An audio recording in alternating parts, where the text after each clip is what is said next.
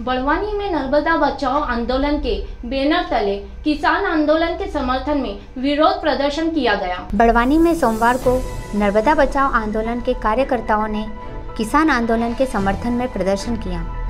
इस मौके पर स्थानीय झंडा चौक पर एक आम सभा का भी आयोजन किया गया। इस मौके पर आंदोलन की नेत्री मेधा पाटकर ने कार्यकर्ताओं को संबोधित करते हुए कहा कि केंद्र सरकार द्वारा बनाए गए कानून से किसानों को नुकसान होगा और अंबानी, अडानी जैसे उद्योगपतियों को इसका फायदा होगा। आम सभा के बाद ट्रैक्टर रैली भी निकाली गई, जिसमें अखिल भारतीय किसान संघर्ष समन्वय समिति, किसान नेता, मछुआरे, पशुपालक मौजूद थे। इस मौके पर आंदोलन की नेत्री मेधा पाटकर ने कहा कि चुनाव के पहले हर 5 किलोमीटर पर मंडी खोलने का आश्वासन दिया गया था, उस पर कोई काम नहीं किया गया, जबकि किसानों को परेशान किया जा रहा है।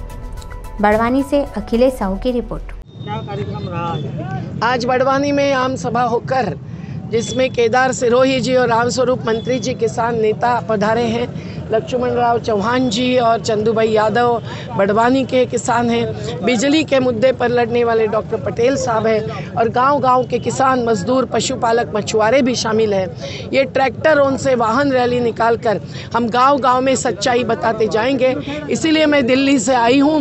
केदार भाई और हम सिंगू बॉर्डर पर दिनों दिन रहे थे।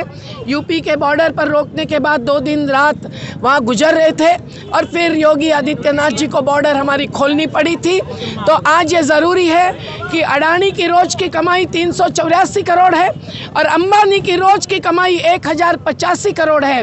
तो मूल्य समर्थन का किसानों को सही आधार पर क्यों नहीं मिल रहा है, उसके लिए कानून क्यों नहीं बना रहे?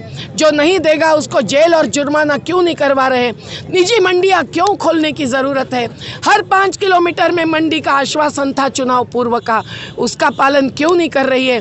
और ठेका खेती पूंजी निवेश के लिए कंपनियों के लाकर जमीन छीनने वाली क्यों बढ़ाना चाहते हैं?